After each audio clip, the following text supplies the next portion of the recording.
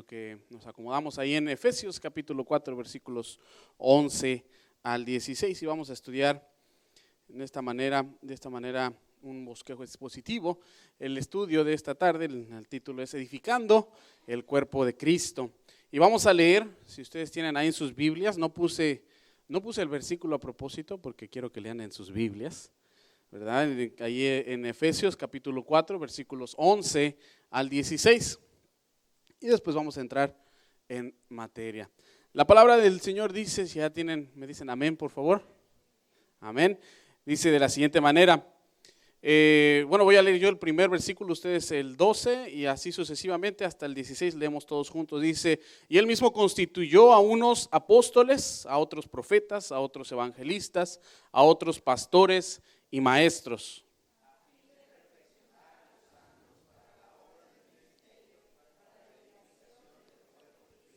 Hasta que todos lleguemos a la unidad de la fe y del conocimiento del Hijo de Dios, a un varón perfecto, a la medida de la estatura de la plenitud de Cristo.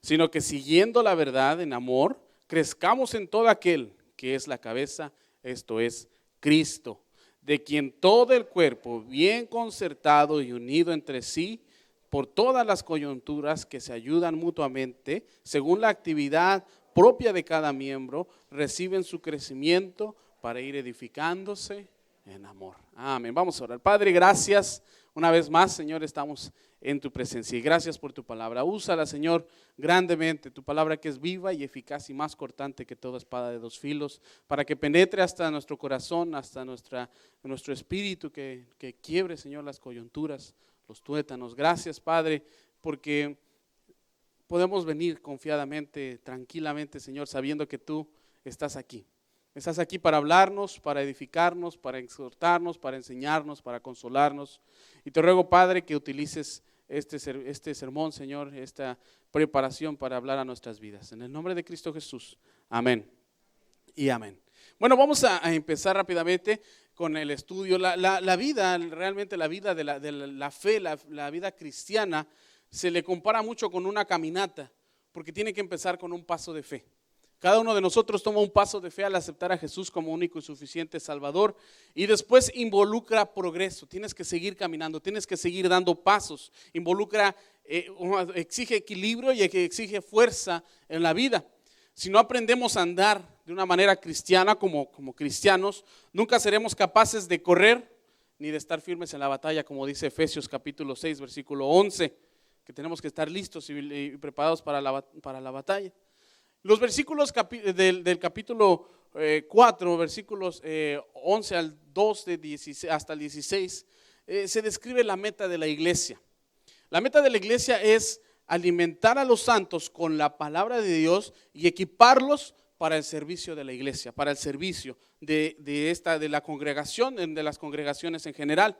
Los santos, a su vez, es decir, nosotros como cristianos desempeñamos la obra del ministerio, tenemos que hacer el ministerio, y a medida que cada cristiano, cada uno de nosotros crecemos y ganamos a otros para el cuerpo de Cristo, para la obra del Señor, el cuerpo de nuestro Señor va creciendo. Y es así como se va edificando. La iglesia se edifica mediante la palabra de Dios, no mediante programas, no se edifica mediante entretenimiento, no se edifica por diversión, no se edifica por recreación. Y no me entiendan mal, no es malo que vayamos el viernes al lago como familias, no es malo que que las familias también de la iglesia se junten para jugar fútbol, para jugar voleibol, no es malo que salgamos como familias de la iglesia, pero eso no es lo que edifica a la iglesia. Lo que edifica a la iglesia es la palabra de Dios. Tampoco está mal que tengamos programas. No, tampoco está mal que tengamos esgrimas, eso es bueno, eso es algo bueno para la iglesia, pero eso no es lo que edifica a la iglesia. Lo que edifica es siempre la única y bendita palabra de Dios. La iglesia es un cuerpo y como cuerpo se debe de alimentar. Se debe de alimentar cada día de la palabra de Dios. Debe alimentarse usted como iglesia también de la palabra de Dios. ¿Cuántos ya habían almorzado hoy? ¿Y cuántos almorzaron? Biblia. Amén. No, pastor, hamburguesas, no, es cierto, no. Pero sí, aparte hay que comer todos los días la palabra de Dios, a nuestro espíritu, a nuestra vida. Entonces, el ministerio de la iglesia se describe aquí. Vamos a ver en el versículo 11, ahí le había puesto del 11 al 13, pero no vamos a quedarnos en el versículo 11. Y dice, el mismo, hablando de nuestro Señor Jesucristo, constituyó a unos apóstoles, a otros profetas, a otros evangelistas, a otros pastores y maestros. Y en este pasaje tiene un interés especial porque nos da una descripción de la organización de la iglesia primitiva, nos da como un panorama, un ejemplo de lo que hacía la iglesia de ese entonces, los responsables de la iglesia, los ministerios de la iglesia. Y había unos pocos cuya autoridad era transferida a toda la iglesia en general, hacia la iglesia universal, y otros que su autoridad o su ministerio se limitaba a una congregación y a un lugar fijo. Y bueno, pues empezamos con la lista. Algunos lo llaman como lista también lo ponen entre las listas de dones, pero más que nada son ministerios. Empezamos con los apóstoles. Y ustedes me van a decir, bueno, ¿y qué tiene que ver los apóstoles? Bueno, los apóstoles eran los que tenían autoridad en toda la iglesia, en toda la iglesia en general, no nada más en una, sino en varias iglesias o en las iglesias que se conocían. Y los apóstoles incluían a más de los 12. Ahora déjenme les explico. Los 12, como ya explicó una vez el pastor, los 12 era como una institución, era una escuela. Los 12 eran especiales, eran los 12 del Señor Jesús. Aparte que ya llamaron a Matías, eran especiales, pero había más apóstoles. Un ejemplo nada más rápido, Pablo era apóstol y no era de los 12. Es decir, había más apóstoles. También estaba, por ejemplo, Bernabé, era un apóstol, se le llama ya apóstol en Hechos 14:14. También Santiago, el hermano del Señor Jesús, era apóstol en Gálatas 1:16 se le llama también apóstol, 19, perdón. Silvano era un apóstol también, Primera de Tesalonicense. Andrónico y Junias también eran apóstoles. Silvano, es más, hasta Timoteo se le llama también apóstol. Ahora, para aclarar esto, es que para ser apóstol se tenía que tener dos grandes cualificaciones, o dos grandes cualidades, cosas que te permitían ser apóstol. Y ustedes también, creo que ya se los dijo el pastor una vez, pero estas dos grandes cualidades eran fáciles. Una era que tenía que haber conocido a Jesús de una manera personal. O sea, tenía que haber platicado con Jesús, tenía que haber conocido a Él de manera personal. Y es más, cuando a Pablo se le empieza a cuestionar de su apostolado y en Corintios, él mismo contesta y les dice, ¿es que no soy yo apóstol? ¿Es que no he visto al Señor Jesús? Ahí en 1 Corintios capítulo 9 versículo 1. Y es que Pablo tenía la seguridad en su mensaje, en su testimonio, de que el mismo Señor Jesús, cuando iba camino a Damasco, el mismo Señor Jesús lo llamó. Así que él había visto al Señor Jesús. Y la segunda cualificación es que tenía que haber sido testigo de la resurrección del Señor. Cuando los 11 se reunieron para elegir al que había de tomar el puesto que había dejado vacante Judas, ellos mismos se decían entre ellos que tenía que ser uno que hubiera sido de la compañía durante todo el ministerio del Señor Jesús durante la tierra. Ahí en Hechos capítulo 1 versículo 21. Así que tenía que haber conocido a Jesús personalmente y tenía que haber sido testigo ocular también de la resurrección del Señor Jesús. Y así que en cierto sentido los apóstoles tenían que acabarse porque a cierto tiempo pues fueron muriendo cada uno de ellos, los que habían sido testigos oculares de la resurrección y habían conocido al Señor Jesús de una manera personal. Por eso es que el apostolado como ministerio en este momento ya no es reconocido. Ese es en cierto sentido, pero en un sentido más espiritual, si ustedes lo quieren tomar así, cada uno de nosotros, cada uno de ustedes puede ser un apóstol, porque apóstolos quiere decir mensajero. Apostelo es el mensaje, y cada uno de ustedes lleva el mensaje de la palabra de Dios. Y para poder compartir el mensaje de la palabra de Dios, tiene que conocer a Jesús personalmente, y tiene que experimentar el poder de la resurrección de Jesús en ustedes, en nuestras vidas. En cierto sentido, nosotros seguimos llevando ese mensaje, aunque ya no hay ese ministerio, pero a cada uno de nosotros como iglesia se nos ha encargado llevar el mensaje, llevar el apostolado. También estaban los profetas, esos profetas que también no tenían una misión exclusiva de pronosticar el futuro. No eran los que te decían, hermano, el Señor me está hablando en este momento y me dijo que te vas a ganar un carro Lamborghini 2013, pero tienes que dar una ofrenda de $1,500 porque así te la vas a llevar. Eso no es profecía. Los profetas del Nuevo Testamento, y de hecho de los profetas de la Biblia, su función era proclamar la voluntad de Dios. No era decirles el futuro a las personas. Tenían que anunciar cosas futuras porque cuando anunciaban la voluntad de Dios, también tenían que anunciar las consecuencias de obedecer o desobedecer a la voluntad de Dios. Por eso es que hablaban de cosas futuras. Y los profetas se movían también por toda la iglesia. Ellos no tenían una iglesia establecida. No, su mensaje pues era el resultado directo de la voluntad del Espíritu Santo hablando a sus vidas y ellos hablando directamente a la iglesia. Y como les digo, se conocía que los profetas de ese entonces no tenían familia, tampoco tenían medios de subsistencia y que iban proclamando la voluntad de Dios de iglesia en iglesia. Ahora, los profetas también como ministerio reconocido desaparecieron de la iglesia hace mucho también. ¿Por qué? Bueno, esto sucedió por 3 razones en general. 3 razones que son las más básicas, y les voy a dar una cuarta más. Las 3 razones son porque en tiempos de la persecución, a los primeros que tomaban cautivos y tomaban presos en la persecución de la iglesia cristiana eran los profetas. Como no tenían familia, no tenían casa, como no tenían dónde refugiarse, entonces a los primeros que empezaron a capturar fueron a ellos. Es más, decían, ese es un profeta, vente para acá. Y los agarraban. Eran a los primeritos que se empezaron a echar, a los profetas. Así que fueron los primeros que empezaron a morir por la fe. Segundo, los profetas llegaron a ser un problema para la iglesia también. Porque a medida que las iglesias iban creciendo, se desarrollaban en una organización local, como lo estamos haciendo nosotros, como es esta iglesia. Cada congregación se iba volviendo una organización con un pastor y con una administración local. Y cuando llegaba un profeta y el ministerio ya estaba establecido, ya estaba reconocido, ya estaban trabajando, y llegaban los profetas ambulantes, a menudo lo que estaban haciendo, lo que hacían era inquietar a las congregaciones.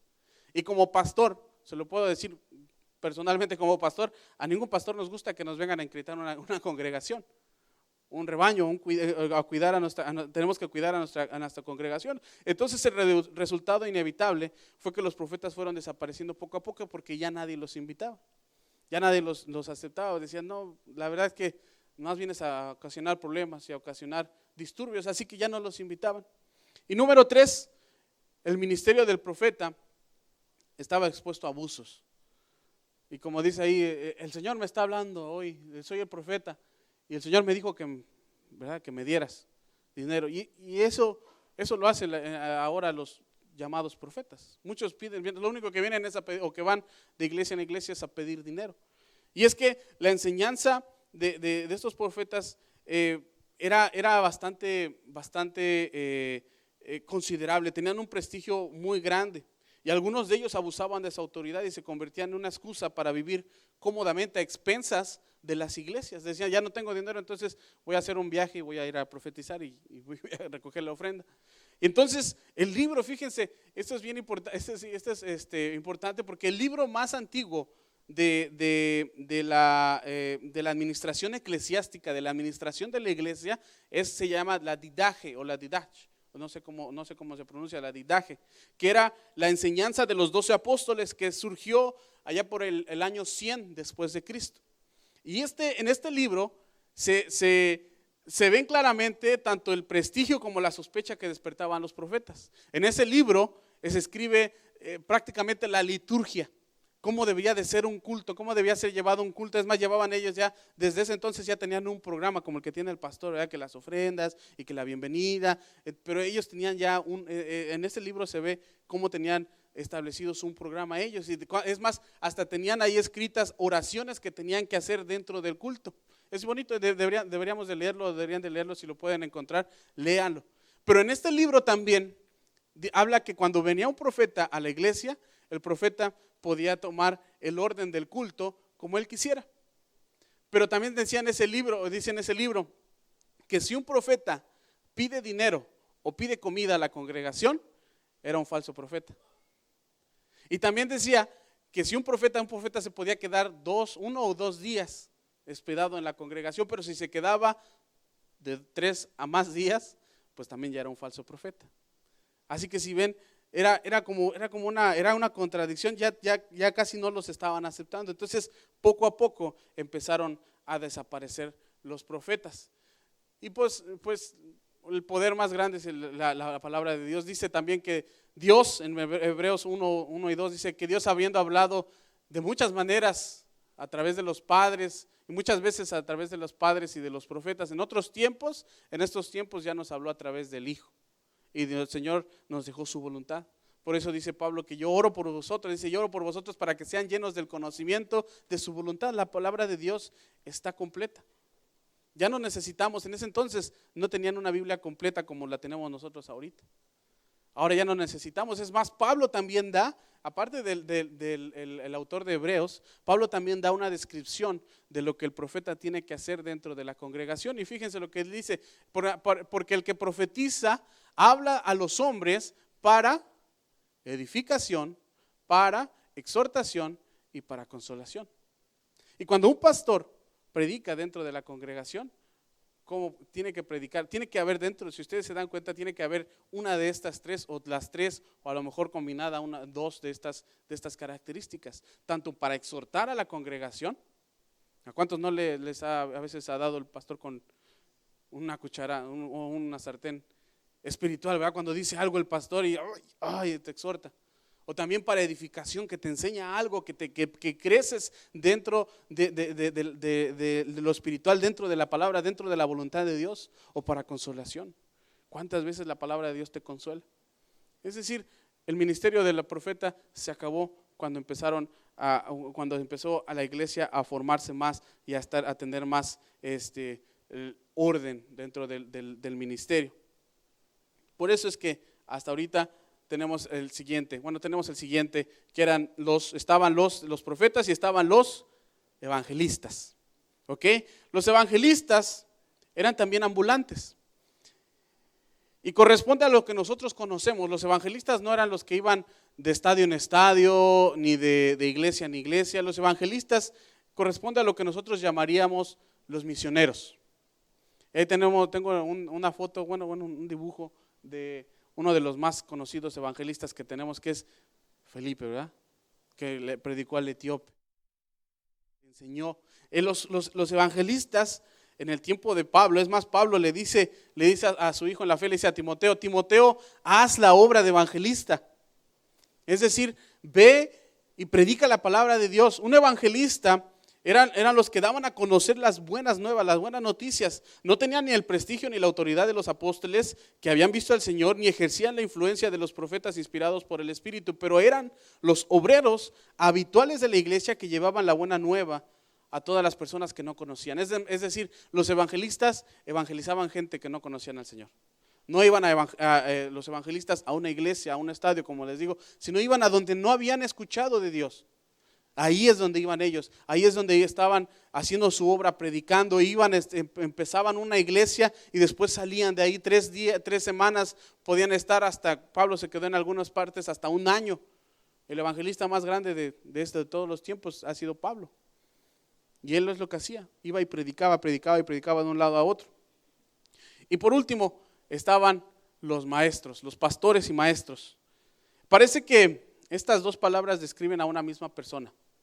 Cuando Pablo escribe de lo que el Señor mismo, Cristo, estableció, constituyó a unos pastores y maestros, aquí se da a notar, se entiende que es una sola clase de persona a la que está hablando. Y en cierto sentido, estas personas, los pastores y maestros, los 2, tenían la tarea más importante de toda la iglesia. No eran ambulantes, sino eran fijos, estaban en una sola congregación. Y tenían una triple función. La primera, su nombre lo dice, eran maestros. Ellos enseñaban. En la iglesia primitiva, como ahora, no había libros. Es más, para tener un libro no había imprentas, y la imprenta se iba a inventar hasta 1400 años después. Entonces, para tener un libro más o menos del Nuevo Testamento, lo que nosotros conocemos como el Nuevo Testamento, lo tenían que escribir a mano y lo tenían que escribir en papiro, ya fuera piel o fuera juncos de agua, papel que hacían ahí. Entonces, para hacer un Nuevo Testamento costaba el equivalente al sueldo de todo un año de un obrero. Hagan de cuenta, en ese entonces, todo lo que yo gano en un año, o lo que gana uno de ustedes en un año. Imagínense lo que costaba un libro. Entonces lo que hacían los maestros es que ellos enseñaban la historia de Jesús, la enseñaban a voz viviente. O sea, ellos iban diciéndole exactamente la historia de Jesús de voz en voz y contando oralmente todas los acontecimientos de nuestro Señor Jesús antes de que siquiera se escribieran. Y estos maestros tenían una responsabilidad tremenda. Ellos eran como les dije, los portavoces de la historia del Evangelio.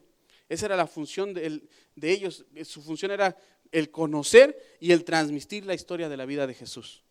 Era una función increíble. También la otra función es que las personas que se incorporaban a la iglesia procedían directamente del paganismo. En ese entonces el cristianismo solamente era una islita dentro de un mar de paganismo. Había dioses por donde quiera, había paganos, prácticamente lo que estamos viendo ahora, donde quiera. Y las personas que venían al cristianismo tenían pues el riesgo de volver a él. Así que los maestros o estos pastores y maestros tenían que desplegar, tenían que modelar, enseñar lo que la fe cristiana era. Ante los conversos, ellos ante los creyentes tenían que explicarles las grandes doctrinas, tenían que enseñarles. Ellos se tardaban horas, invertían días, invertían todo el tiempo, toda su vida en enseñarle a la iglesia la doctrina de la Biblia, la doctrina de la palabra, la doctrina de nuestro Señor Jesucristo. Y a ellos es a los que les debemos que la iglesia cristiana mantuviera pura y no fuera distorsionada ni pues mal influenciada su transmisión. Así que gracias a Dios por los pastores y maestros. Y su última función de estas tres funciones era ser pastores. Los pastores es la palabra latina, también la palabra española que se designa para el cuidado de un rebaño. Por algún tiempo la iglesia cristiana no era más que, como les digo, una isla y en un mar de paganismo. Y las personas que venían tenían el riesgo de salir huyendo también, regresar al paganismo. Y esta palabra es tan antigua como honorable. Es más, el mismo Señor Jesús se llama a él mismo el príncipe de los pastores. Pedro, él se llama el buen pastor, Pedro le dice que él es el príncipe de los pastores. Jesús encargó a Pedro que cuidara de sus ovejas.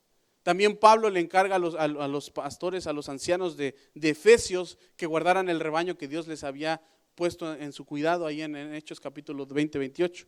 Y es más, también Pedro le dice a los ancianos igual que cuiden del rebaño de Dios.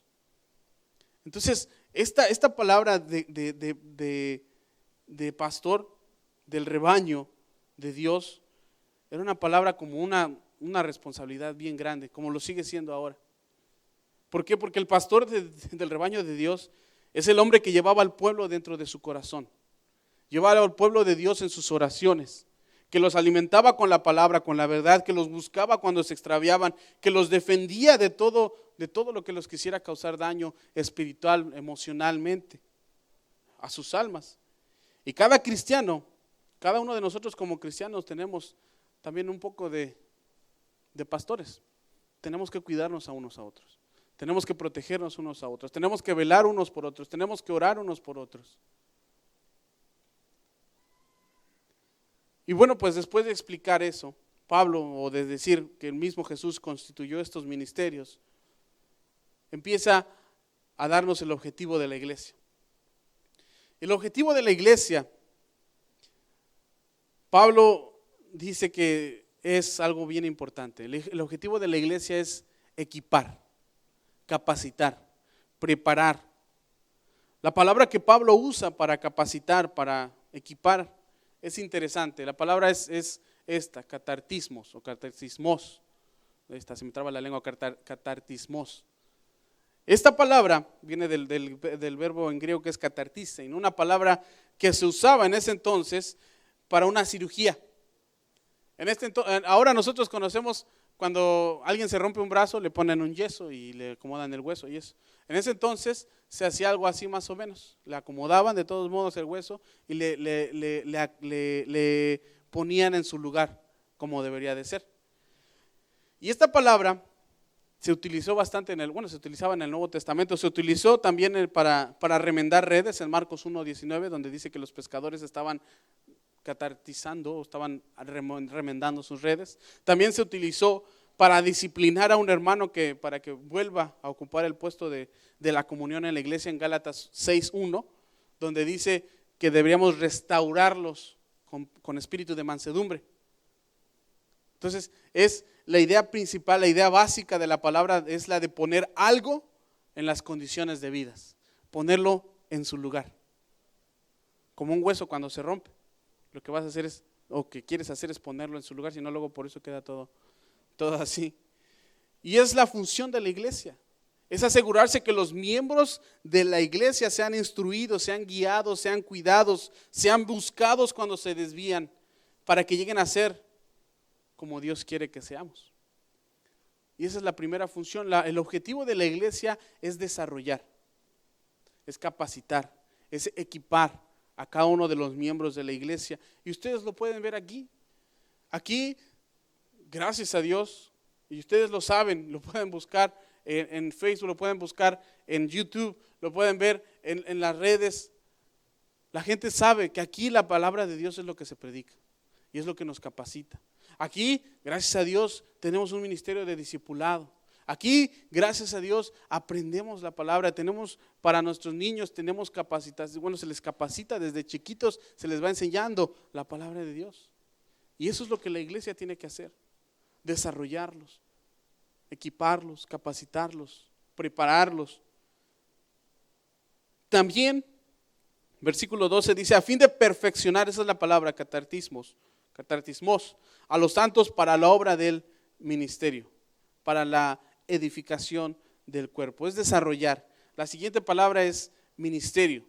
Esta palabra es la palabra diaconía o diaconíae, de donde viene la palabra diácono que nosotros conocemos. El ministerio, ¿cuántos de ustedes son ministros, hermanos? ¿Sí saben que ustedes son ministros del Señor? ¿Cuántos de ustedes tienen un ministerio o están en un ministerio? Están sirviendo. Eso es lo que quiere decir. Ustedes están sirviendo. El objetivo de la iglesia es servir. De ahí viene la palabra ministerio. Dice: para perfeccionar a los santos para la obra del servicio, para la obra del ministerio. Y la idea principal de esta palabra es un servicio práctico. No es de que tengamos o que seamos de esas iglesias que solamente se preocupan en las cuestiones teológicas y estamos nada más pensando en lo que es la teología o estamos pensando solamente en la iglesia, lo que es de la iglesia, lo que es acá, sino que está a cargo también del servicio práctico a favor de los pobres y que está viendo por los necesitados, porque ese servicio a esas personas que vienen con necesidades tengan lo que necesitan, que se lleve a cabo. Y gracias a Dios, en esta iglesia también lo tenemos. Cuando llega una persona nueva, un nuevo inmigrante, se le ayuda con muebles. Yo lo sé por experiencia propia, el pastor. Es más, ni siquiera a veces le digo a mi esposa: por un año no compramos absolutamente nada, todo nos los dio Dios y todo nos los dio a través de la iglesia. Y estamos eternamente agradecidos. Y en esta iglesia también tenemos los ministerios. Es importante tener los ministerios como Pan y Chocolate, como Food Bank. Hermanos, lo que se está haciendo para Dios, aunque ustedes digan: ay, es que nomás parece como que le estamos dando de comer, nomás parece que le estamos dando comida, lo que se hace para la obra de Dios, dice en 1 Corintios 15:58, lo que haces para Dios no es en vano. Dios lo está tomando. No se desmayen, dice: estar firmes y constantes, creciendo en la obra del Señor siempre, sabiendo que lo que hacemos para la obra del Señor no es en vano. Es servir, hermanos, es un servicio práctico. Y luego su finalidad también es asegurar que el cuerpo de Cristo sea edificado. Es edificar el cuerpo de Cristo. La obra de la iglesia es siempre la construcción y no la destrucción. El objetivo de la iglesia no es causar problemas. Si usted conoce a alguien que le gusta causar problemas aquí en la iglesia, es porque no es parte de la iglesia. Porque no es causar problemas, es resolverlos. El objetivo de la iglesia no es debilitar, sino fortalecer a los miembros de la iglesia. Es que los miembros de la iglesia lleguen a la unidad perfecta, dice ahí. Hasta que todos lleguemos a la unidad de la fe y del conocimiento del varón perfecto, a la medida de la estatura de la plenitud de Cristo. El objetivo de la iglesia es que los miembros de la iglesia lleguemos a un pleno desarrollo. Y Pablo aquí acaba con un objetivo sin igual, hermanos. La iglesia tiene un objetivo que no tiene igual. Es más, ninguna institución política, ningún gobierno, ninguna institución escolar, ninguna universidad, ni de labor social, no hay ninguna otra institución que tiene el poder que tiene la iglesia. Ni que no puede hacer lo que la iglesia puede hacer. La iglesia, el objetivo de la iglesia es que los miembros alcancen la estatura de la plenitud de Cristo. Es que la finalidad de la iglesia es que nada menos y nada más que cada uno de nosotros como hombres y como mujeres podamos ser la imagen perfecta, el reflejo perfecto de nuestro Señor Jesucristo. Se ha dicho que en cada cristiano, Cristo vuelve a vivir. ¿Por qué? Porque lo tenemos que reflejar, lo tenemos que hacer. Eso es lo que el verdadero miembro de la iglesia debe ser, un reflejo perfecto, la imagen perfecta del Señor Jesús. Por eso es que para eso estamos aquí, para capacitarnos a llegar a eso, a llegar a la estatura del varón perfecto, a llegar a la medida de la plenitud de Cristo. Y por eso nos lleva a este último punto, que es creciendo en Cristo. Efesios 4, 14 al 16 dice: para que ya no seamos niños fluctuantes, llevados por doquiera de doctrina, de todo viento de doctrina, por estratagema de hombres que para engañar emplean con astucia las artimañas del error, sino que siguiendo la verdad en amor, crezcamos en todo aquel que es la cabeza, esto es Cristo, de quien todo el cuerpo bien concertado y unido entre sí por todas las coyunturas, que se ayudan mutuamente según la actividad propia de cada miembro, recibe su crecimiento para ir edificándose en amor. En todas las iglesias, hermanos, en todas las iglesias, hay algunos miembros que tenemos que proteger más que a otros, que son los niños en la fe, los que vienen llegando. Tenemos que cuidarlos, tenemos que irlos a visitar, tenemos que hablarles, tenemos que velar por ellos. Hay algunos que son niños, que son dominados por el deseo de las novedades y se entregan a la última moda de la religión. Y es la lección de la historia. La historia nos enseña que ninguna moda en la iglesia, ninguna moda persevera lo que persevera la palabra de Dios, o llega a tener el alcance, permanece como permanece la palabra de Dios. El alimento sólido es la palabra de Dios. Y esto ha pasado, hermano, o pasa en muchas iglesias. Hay hermanos que vienen a la iglesia y les gusta, se emocionan. Ay, qué bonito, a mí me gusta aquí porque los domingos comen pupusas después del culto. Así me gusta, así está padre. Y después conocen otra iglesia donde está más, ay no, aquí está más bonito porque tienen más efectos especiales, tienen más luces y te dan más cosas y se emocionan más. Y pasa, a mí me ha pasado, yo he conocido un par de jóvenes que se emocionaron, el año pasado se emocionaron porque vieron una iglesia donde la alabanza, wow, estaba padrísimo y se quedaron deslumbrados y era como niños con un juguete nuevo. Y decía, wow, esto está más padre, hay que ir. La iglesia permanece, la verdadera iglesia del Señor permanece. Por eso es que tenemos que cuidarnos unos a otros, tenemos que protegernos unos a otros. ¿Por qué? Porque el alimento espiritual, el verdadero alimento sólido, está en la iglesia. Y una de las características de nuestros tiempos es que la gente habla de religión más que en muchas otras eras, en muchas otras épocas. Y los cristianos, especialmente los jóvenes, ustedes jóvenes, tienen que enfrentarse a un mundo que tiene argumentos que normalmente siempre están en contra de la iglesia y siempre están en contra de Dios. Tienen que estar preparados para presentar defensa. Tienen que estar listos para defender su fe. Y solo hay una manera de evitar que nos hagan perder el equilibrio con la última moda de la religión o moda religiosa, y esto es creciendo.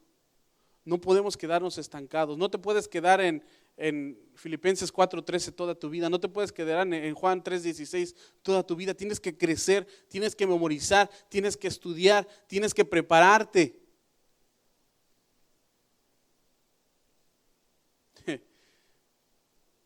Tienes que compartir. Me da risa porque espero que no esté viendo a mi suegra. Ya tenía casi 8 años, o casi 8 años, 8 o 10 años. Y le decía, yo estaba como pastor allá en la iglesia, le decía, ¿por qué no me ayuda usted a dar discipulado con alguna de las hermanas? Ay, no, me decía, es que yo soy nueva. Bueno, eso fue cuando tenía como 4 años de estar en la iglesia. ¿De nueva? Pero si ya tiene 4 años. No, es que soy nueva. Y luego le volví a preguntar 2 años después. No, es que soy nueva. Y le decía, pues ayuda a la iglesia usted.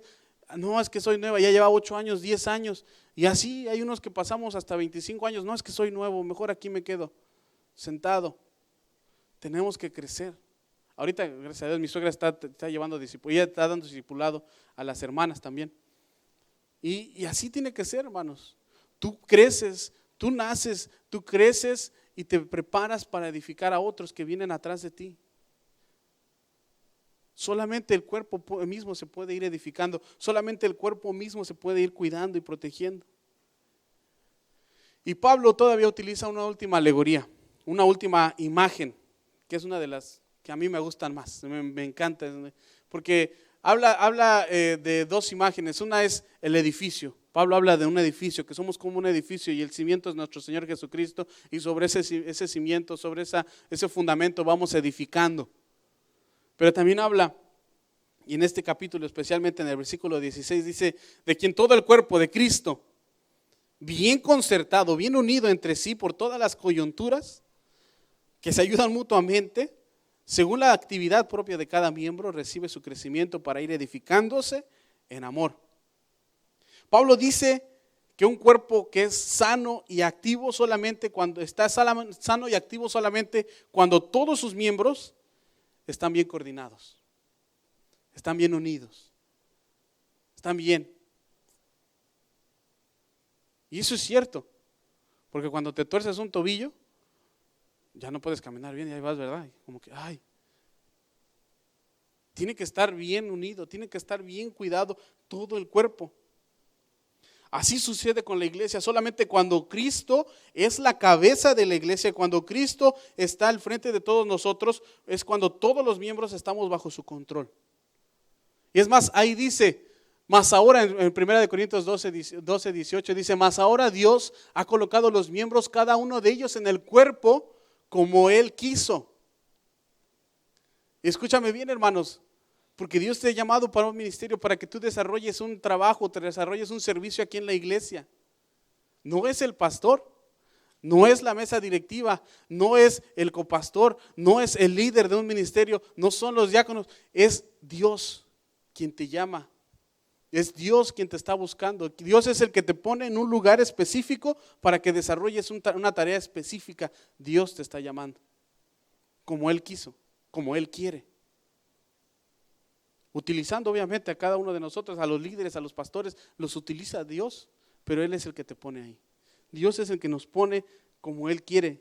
Y la única cosa que puede mantener a un cristiano firme en la fe y seguro contra cualquier seducción, la única cosa que puede mantener a la iglesia sana y eficaz es la íntima conexión con Jesucristo, que es la cabeza y la unidad del cuerpo.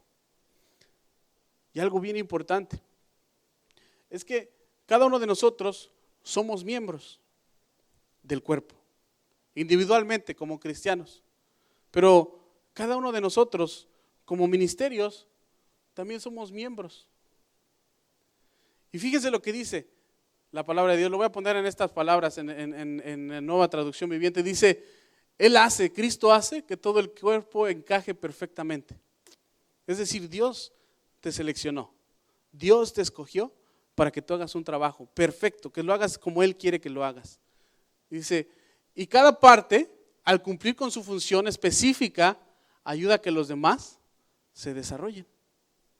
Cuando tú estás haciendo lo que Dios te llamó a hacer, estás ayudando a que otros se desarrollen. Estás ayudando a que otros vengan atrás de ti y hagan más. Y entonces todo el cuerpo crece y está sano y lleno de amor. Y algo bien importante para todos y cada uno de nosotros es que todos estos, este es nuestro Señor Jesús, es la cabeza. Y vean cómo cada parte está encajando exactamente.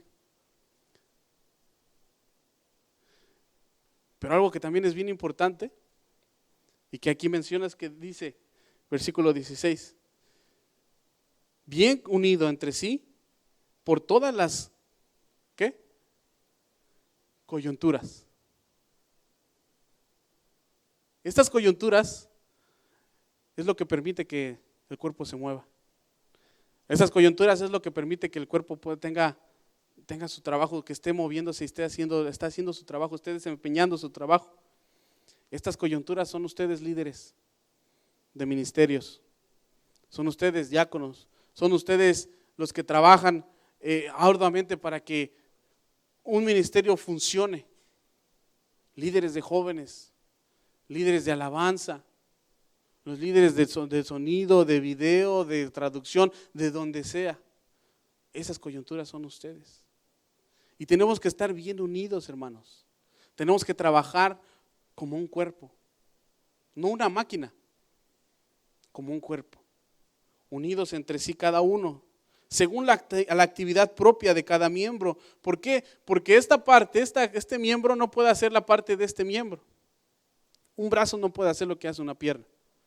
Cada miembro tiene una actividad y dejemos que haga esa actividad. Apoyémoslo cuando haga esa actividad. Ayudémonos unos a otros. Y cuando hace cada miembro según su actividad propia, entonces recibe crecimiento para ir edificándose en amor. Hermanos, si queremos que esta iglesia crezca, tenemos que unirnos primeramente nosotros. Tenemos que edificarnos unos a otros. Tenemos que estar unidos como si fuéramos un cuerpo.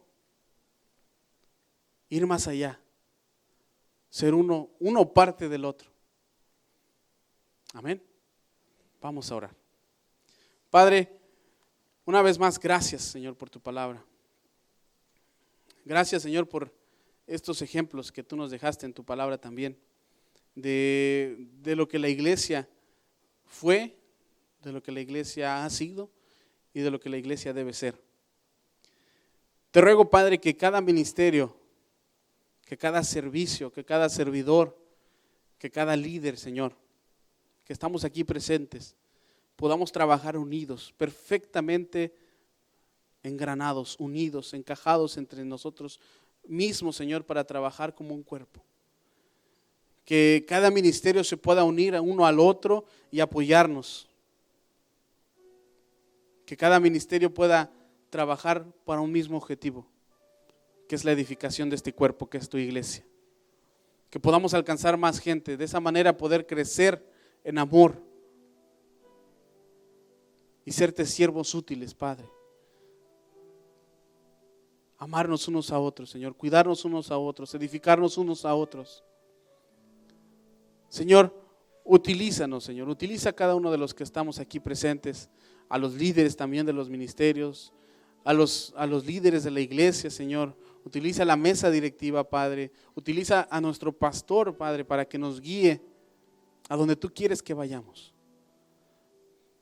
Utilízanos como iglesia, que hagamos cosas grandes en tu nombre, cosas que te sirvan a ti, Señor, cosas que sean para honra y gloria de tu nombre.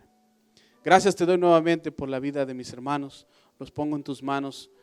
Y mientras todos estamos orando, si hay alguien entre nosotros que quiere comenzar a experimentar la bendición de ser parte de este cuerpo, de la iglesia, lo puedes hacer a través de una oración. entregarle tu corazón al Señor Jesús y permitir que Él sea el dueño y Señor de tu vida. También a las personas que nos están viendo a través del internet, hagan esta oración con nosotros. Padre, reconozco que soy pecador. Reconozco que te he fallado. Me arrepiento de cada uno de mis pecados y te pido que la sangre de mi Señor Jesucristo me lave, me redima, me perdone, me limpie de todo pecado, de todo mal. Entra en mi vida, Señor. Vive en mí y transfórmame, Señor, a través de tu palabra. En el nombre de Cristo Jesús. Amén y amén. Amén. Estamos despedidos, hermanos.